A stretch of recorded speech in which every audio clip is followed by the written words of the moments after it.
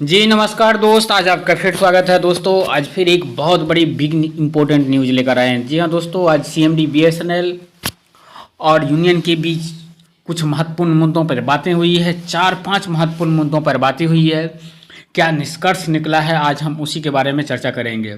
दोस्तों, ये जो मुद्दे चर्चा हुए हैं, आईडीए एरियर पर हुआ है, थर्ड पीआरसी को लेकर हुआ है, एलआईसी जेटीओ को लेकर हुआ है, एलआईसी जेई को लेकर हुआ है, डायरेक्ट रिक्रूट जेई के रूलेट द्वारा ट्रांसफ़र को लेकर हुआ है। तो दोस्तों, और भी बहुत सारे मुद्दे को लेकर चर्चा हुई है। तो आखिर इसका क्या निष्कर्ष निकला है दोस्तों, पूरे वीडियो में आप बने रहिए, हम आपको एक एक करके बताते हैं। आज कॉम पी अभिमन्यु जीएस और कॉम आनंद कुमार सिंह एजीएस श्री पीके पुरवार सीएमडी बीएसएनएल ने कल 5/1/2022 को कर्मचारियों के महत्वपूर्ण मुद्दों पर चर्चा की है। शुरुआत में जीएस और एजीएस ने सीएमडी बीएसएनएल को दिसंबर 2021 के महीने के वेतन के भुगतान के लिए और एक निश्चित सीमा तक सेवानिवृत्त कर्मचारियों के चिकित्सा बिलों के भुगतान के लिए धन जारी करने के लिए धन्यवाद दिया है। तो दोस्तों, पहली बार यूनियन ने सीएमडी बीएसएनएल को धन्यवाद दिया है। ये एक अच्छी खबर है कि आखिर बीएसएनएल कर्मचारियों की अब जो मांग है धीरे धीरे पूरा किया जा रहा है। इसके बाद निम्नलिखित मुद्दों पर विस्तार से चर्चा की गई है। पहला जो मुद्दा है वो चर्चा हुई है आईडीए बकाया का भुगतान। सरकार द्वारा 1/10/2020 से 30/6/2021 तक आईडीए वृद्धि को रोक दिया गया था। बीएसएनएल ईयू माननीय केरल उच्च न्यायालय में गया और फरवरी 2021 में माननीय उच्च न्यायालय ने आईडीए को फ्रीज करने के खिलाफ आदेश दिया। हालांकि बीएसएनएल प्रबंधन ने भुगतान में देरी की। शुरुआत में बीएसएनएल ने डीपीई को दोष दिया, लेकिन डीपीई द्वारा आईडीए वृद्धि की दरों की घोषणा के बाद भी प्रबंधन ने आईडीए के बकाया का भुगतान नहीं किया है। माननीय केरल उच्च न्यायालय द्वारा आईडीए के भुगतान का आदेश दिए 1 वर्ष होने जा रहा है, फिर भी बीएसएनएल प्रबंधन अपने पैर खींच रहा है और भुगतान में देरी कर रहा है। कल की बैठक में जीएस और एजीएस ने सीएमडी बीएसएनएल से कहा है कि यह गैर कार्यकारियों के साथ एक बड़ा अन्याय है। तो जी हाँ दोस्तों, यह गैर कार्यकारियों के लिए एक बहुत बड़ा अन्याय है। हम सीएमडी से मांग करते हैं, बीएसएनएल मैनेजमेंट से मांग करते हैं कि आईडीए एरियर का भुगतान जल्द से जल्द किया जाए। इसमें अनावश्यक कोई भी देरी नहीं किया जाए, क्योंकि कर्मचारियों के लिए यह एक बड़ी ही मुद्दा है। उन्होंने अत्यधिक देरी के लिए अपनी कड़ी अस्वीकृति व्यक्त की और मांग की कि आईडीए की बकाया का तुरंत भुगतान किया जाना चाहिए। दोस्तों, दूसरी जो सबसे महत्वपूर्ण मुद्दे हैं वो एलआईसी रखने में अत्यधिक विलंब। जी हाँ दोस्तों, बीएसएनएल में एलआईसी प्रमोशन को लिए बहुत ही अत्यधिक विलंब हो रहा है। एयूएबी और सीएमडी बीएसएनएल के बीच 27/10/2021 को हुई बैठक में प्रबंधन द्वारा सहमति व्यक्त की गई कि गैर कार्यकारियों के एलआईसी आयोजित करने की अधिसूचना 30/11/2021 तक जारी की जाएगी। इसके बाद स्थापना शाखा ने सीजीएम से कुछ विवरण मांगा है। इसके अलावा गैर कार्यकारियों के एलआईसी रखने के लिए प्रबंधन ने कोई ठोस कदम नहीं उठाया है। कल की बैठक में जीएस और एजीएस ने देरी पर नाखुशी व्यक्त की और दृढ़ता से मांग की कि एलआईसी जल्द से जल्द आयोजित की जानी चाहिए।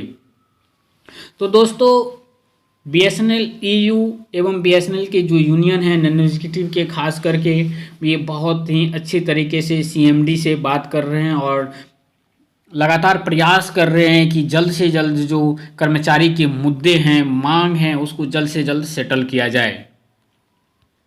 तीसरी जो बहुत ही महत्वपूर्ण मुद्दा है दोस्तों, ये है वेतनमान अपग्रेडेशन। तो इसके बारे में भी बात हुई है, तो चलिए विस्तार से बात करते हैं। 22/10/2021 को हुई बीएसएनएल ईयू के केंद्रीय कार्यकारी समिति की बैठक में मांग की गई कि जेई, सीनियर टोआ और टीटी कैडरों के वेतनमान को अपग्रेड किया जाए। सीएमडी बीएसएनएल के साथ कल की बैठक में जीएस और एजीएस ने वेतनमानों के उन्नयन के औचित्य के बारे में बताया और मांग की कि प्रबंधन द्वारा इस पर विचार किया जाना चाहिए। उदाहरण के लिए जीएस और एजीएस ने समझाया कि कैसे 99% डायरेक्ट रिक्रूट जेई इंजीनियरिंग स्नातक हैं और उच्च तकनीक वाले क्षेत्रों में काम करने वाले हैं। इस प्रकार वेतनमान के उन्नयन की मांग को उचित ठहराया है। तो दोस्तों, हम भी सीएमडी और बीएसएनएल मैनेजमेंट से मांग करते हैं कि इन लोगों का जो मांग, वेतन उन्नयन मांग है, यह जायज़ है और इसको जल्द से जल्द सॉल्व किया जाए। एनईपीपी के तहत पदोन्नति। तो दोस्तों, अवशोषित एवं सीधे भर्ती कर्मचारियों के बीच भेदभाव को दूर करना। एनईपीपी के तहत सेवानिवृत्त कर्मचारियों को पहली पदोन्नति 4 साल पूरे होने पर और दूसरी पदोन्नति 7 साल पूरे होने पर दी जा रही है। दोस्तों ये भी एक बहुत ही महत्वपूर्ण मांग है जो बीएसएनएल में है। ऐसा नहीं होना चाहिए, कर्मचारियों के साथ इस तरह से भेदभाव नहीं होना चाहिए। हालांकि सीधी भर्ती किए गए कर्मचारियों के लिए पहली और दूसरी पदोन्नति प्रत्येक 8 वर्ष पूरा होने के बाद ही दी जाती है। तो दोस्तों ये बहुत बड़ी गैपिंग है, 8 वर्ष की जगह 4 वर्ष और 7 वर्ष होना चाहिए जो पहले के बीएसएनएल एम्प्लॉय के लिए लागू है। बीएसएनएल ईयू पहले ही सीएमडी बीएसएनएल को पत्र लिखकर इस भेदभाव को दूर करने की मांग कर चुका है। कल की बैठक में जीएस और एजीएस ने जोरदार मांग की कि इस भेदभाव को दूर किया जाए। विशेष रूप से उन्होंने बताया कि किस तरह से डायरेक्ट जेई इस भेदभाव के कारण बहुत हतोत्साहित हैं और मांग की कि भेदभाव को जल्द से जल्द दूर किया जाना चाहिए।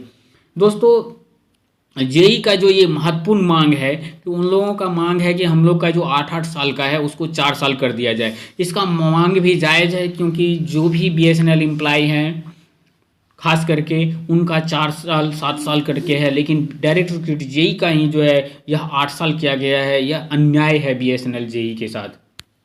दूसरी हम महत्वपूर्ण बात करें तो नियम 8 के तहत अनुरोध स्थानांतरण पर विचार करना। बीएसएनएल ईयू ने पहले ही निदेशक के साथ चर्चा की है कि डायरेक्ट रिक्रूट जेई के नियम 8 रूल 8 स्थानांतरण अनुरोधों में अत्यधिक देरी हो रही है। बीएसएनएल ईयू ने पहले ही निदेशक को 56 डायरेक्ट रिक्रूट जेई की सूची सौंप दी थी जिन्होंने नियम रूल 8 के स्थानांतरण के लिए आवेदन किया था, लेकिन विचार नहीं किया गया। इस पर प्रबंधन ने कोई कार्रवाई नहीं की है। कल की बैठक में जीएस और एजीएस ने बताया कि बीएसएनएल बोर्ड ने बीएसएनएल की जनशक्ति के पुनर्गठन से पहले ही अंतिम रूप दे दिया है। जैसे डायरेक्ट रिक्रूट जेई के सभी नियम रूल 8 आवेदनों पर बिना देरी किए हुए विचार किया जाना चाहिए।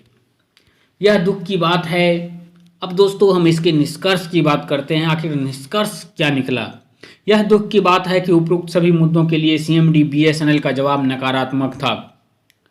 यह बीएसएनएल कर्मचारी के साथ एक घोर अन्याय है।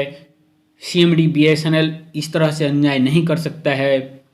जीएस और एजीएस ने सीएमडी बीएसएनएल से कड़े शब्दों में कहा कि बीएसएनएल प्रबंधन गैर कार्यकारियों की उपेक्षा और भेदभाव कर रहा है जिसे बर्दाश्त नहीं किया जाएगा।